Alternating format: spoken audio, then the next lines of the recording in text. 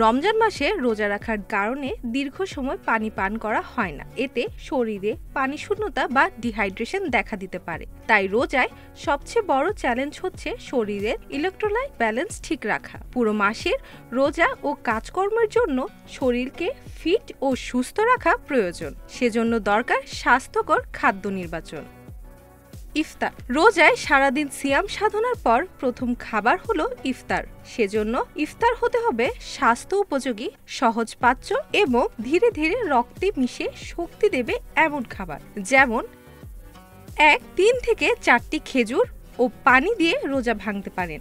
সম্ভব হলে ঠান্ডা পানির পরিবর্তে কুসুম গরম পানি পান করুন। 2. কম মশলা ও কম তেলে ছোলা ভুনা খেতে পারেন। প্রয়োজনে ছোলা ভুনায় টমেটো ও লেবু দিতে পারেন। এতে ডায়েটারি ফাইবার যেমন বাড়বে, তেমনি স্বাদও উন্নত হবে। 3. আদা কুচি ও পুদিনা পাতা দিয়ে ছোলা মাখা খেতে পারেন, তবে পরিমাণে অল্প খেতে হবে, 1 থেকে 2 চা চামচের বেশি নয়, কারণ এটি সবার হজম নাও হতে পারে।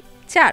ডাবের পানি শরীরের পানি শূন্যতা, ইলেকট্রোলাইট ব্যালেন্স কিংবা ইউরিন ইনফেকশন দূর করবে। 5.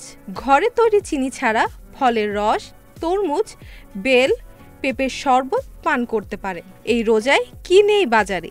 বাজার থেকে ফল আনুন আর কাটুন, এরপর ব্লেন্ড না করে হাতে কচলে বানিয়ে ফেলুন জুস বা ফলের শরবত। এতে ফাইবার অটুট থাকবে। 6. আখের গুড়, লেবু, পুদিনা পাতা দিয়ে শরবত খান কিংবা ফলের জুসে সামান্য আখের গুড় যোগ করুন। আখের গুড়ে শুধু লেবু যোগেও তৈরি হয় দারুণ শরবত। 7. দই ও ফলের স্মুদি খেতে পারেন। দই, দুধ এর সঙ্গে কলা, তরমুজ, স্ট্রবেরি মিশিয়ে বানাতে পারেন স্মুদি বা শেক। চাইলে তরমুজ ও দুধ মিশিয়ে বানাতে পারেন শরবতে মহাব্বত। 8. লাচ্ছি, লাবাং বা ঘোল খান। টক দই, পুদিনা পাতা, বিট লবণ, লেবুর রস যোগে বানাতে পারেন লাচ্ছি, লাবাং, মিন্ট লেমনেড, যা খুবই স্বাস্থ্যকর। ঠান্ডা দুধের ননি দিয়ে বানাতে পারেন ঘোল। এতে সারাদিনের রোজার পর পরম শান্তি ও পুষ্টি মিলবে শরীরে। 9. তোকমা, ইসুপকুল, চিয়াসিডের শরবত খান। লেবুর শরবতে তোকমা বা ইসুপকুলের ভুসি যোগ করলে এই পানি অনেক বেশি সময় শরীরে পানি আটকে রাখবে। 10.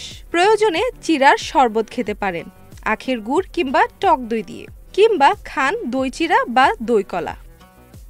11. একটা প্লেট সাজান ফল দিয়ে, যেমন আপেল, খেজুর, বরই, পেঁপে, পেয়ারা, মালটা, নাশপাতি, তরমুজ, বাঙ্গি, কলা, স্ট্রবেরি সহ নানা ফল। তবে ফল ভালো করে ধুয়ে কেটে নিন প্লেটে। 12. খেতে পারেন নানা সবজি ও শাক মিশিয়ে পাকোড়া বা বড়া, আলুর চপ, বেগুনি, কাবাব, সবজি রোল। 13. প্রতিদিন ইফতারে অবশ্যই একটি ডিম সিদ্ধ রাখবেন সবার জন্য। কাবাব জাতীয় খাবার খেলে পানি বেশি পান করবেন। 14. ঘরে তৈরি খিচুড়ি, সবজি স্যুপ, নুডলস, ভাতের মাছের ঝোল খেতে পারেন গরম গরম ধোয়া ওঠা সবজির লেটকা খিচুড়ি। 15. নানা পদের ডেজার্টও খেতে পারেন, যেমন দুধ, সাগু, ফালুদা, কম মিষ্টির পুডিং বা ফিরনি, নানা রকমের ফল দিয়ে সাগুর ডেজার্ট। 16. খেজুর শরবত খাওয়ার পর যেতে পারে 1 বাটি হালিম, তবে কম তেল মশলায়, অবশ্যই ঘরে রান্না। রাতের খাবার। হালকা কিছু খেতে চাইলে ভালো অপশন তো হলো soup, chicken vegetable soup, mushroom soup, broccoli soup কিংবা চিকেন স্টু খাবার পর খুব হালকা ফিল দেবে আপনাকে, কিন্তু শরীরের পুষ্টি ও ক্যালোরির চাহিদা ঠিকই পূরণ হবে। 2. মাছ বা মুরগির পাতলা ঝোল দিয়ে ভাত বা রুটি খেতে পারেন, কিংবা সবজি ডিম দিয়ে রুটি। 3. প্রয়োজনে দুধ দিয়ে ওটস খেতে পারেন।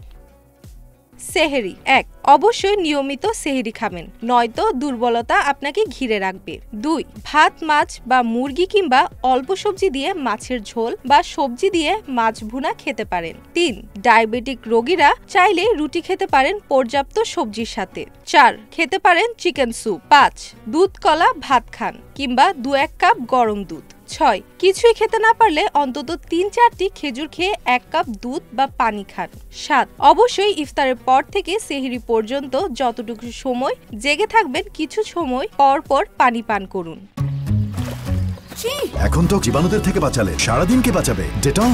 ডেটল দেয় জীবাণুর বিরুদ্ধে 12 ঘন্টার সুরক্ষা বলয়। সুরক্ষার বিশ্বাস থাকুক দিনভর।